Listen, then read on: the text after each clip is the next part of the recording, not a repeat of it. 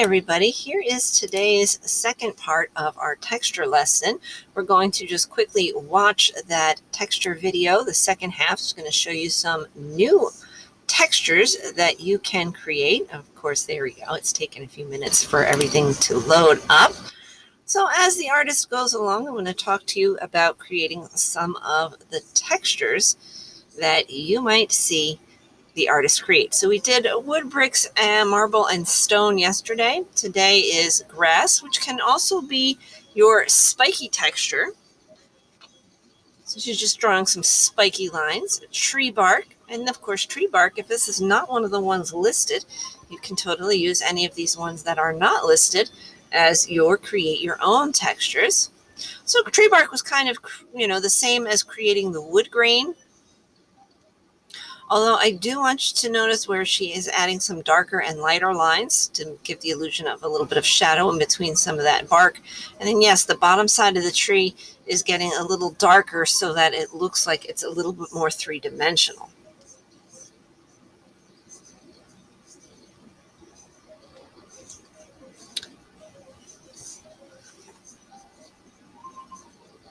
Now this next texture she's doing has got to be one of my favorites. It's tile. So kind of like tiles you might see in a bathroom, those little kind of square grid tiles. And yes, she is using a ruler. You use your straight edge, whatever you have, to create the tiles if you want to do this one. And now the artist is just going back to shade or color in some of the tiles so that it looks like an actual tile floor. And just doing them different shades. Some are darker, some are lighter. They honestly remind me of the tiles you see in the bathroom on the floor of the bathroom at the academy. So if you happen to be in the bathroom at the academy, take a look. You might see those tiles around. The last one is roof tiles, kind of like those red clay roof tiles that you might see on top of some buildings that kind of look maybe like they're from Italy or South America. So she drew some vertical lines, and now she's doing kind of some frown kind of shapes like you would see on a smiley face, but a frown.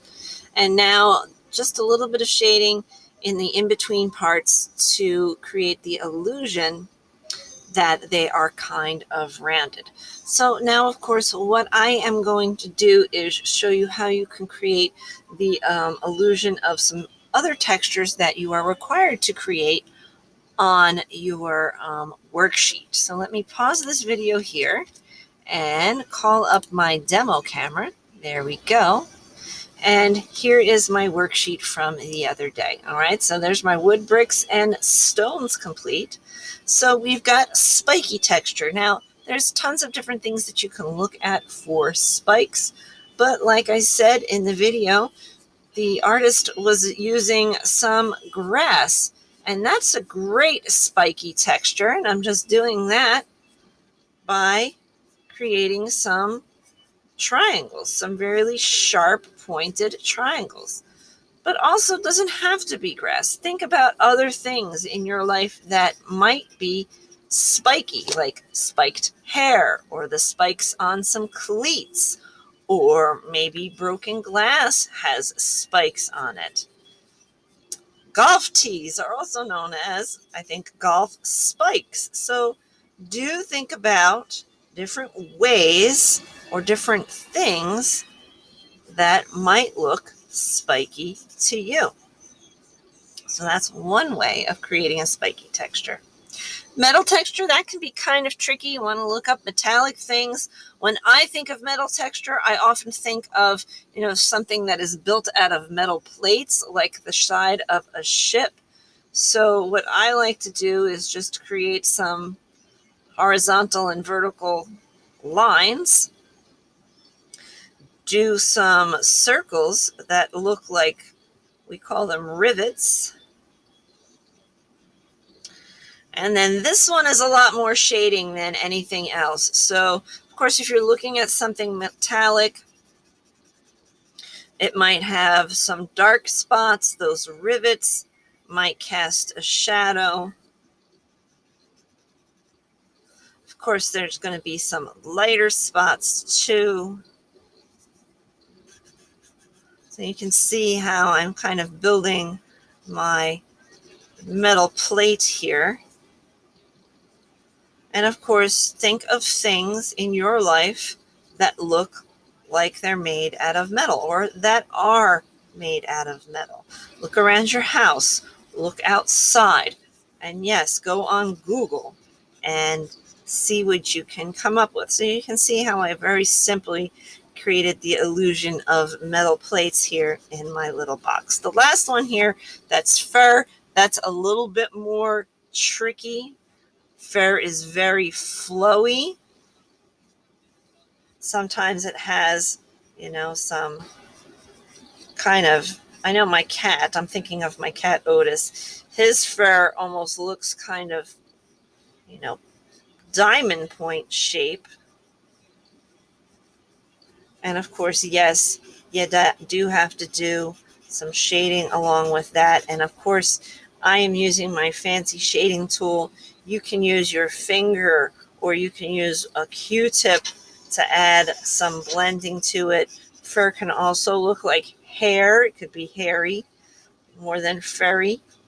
So, don't worry if it's coming out looking like the back of somebody's head with their hair. That's a good place to look, especially if you don't have any furry things, but maybe you have a stuffed animal that's furry. Maybe you look up fur on the Google, right? So that is just kind of an easy way to create a fur look. Now, this is all done doing pencil and paper. Of course, the last three are create your own. So I'm going to leave you on your own to do that, to create your own. Here I am over in Sketchpad. Now, of course, in Sketchpad, you can use the same tools that we've used before. Line tools and circle tools to create the illusion of maybe something metallic. Oh, actually, I'm going to use that little ring. I'm going to do that same kind of metal rivets that I was showing you before. Good thing with Sketchpad is it does allow you to take some shortcuts. For example, if you're doing a metallic kind of look, then of course you can totally use some of the fills to create the illusion of that metallic look. I don't know why it's not bucket filling there, possibly because I'm trying to do too many things at once. Let me try a different one. Weird. Sometimes this happens with me in Sketchpad. Well, you get the idea. If I were trying to do the fur, then of course I could come over here and look, there's a fur tool that you can use. I'll make some orange fur by moving your tool around here. And of course, if you're layering fur, you don't want to just use the same color. You should do different tones so that it looks like you've got some fur that is layered on top of the other. So by experimenting with some of the tools that come to you in Sketchpad, you can totally get the illusion that you are looking for that particular texture. All right. Hope this helps you out, and you're free to go ahead and complete the rest of this worksheet. Don't forget, it is due coming up on Monday, and you have all 9 squares. Once again, the Create Your Own is on you. Have a great and wonderful day. Adios, auf Wiedersehen, sayonara, arrivederci, ma e salama, ciao, hasta mañana, hasta luego, namaste, and peace.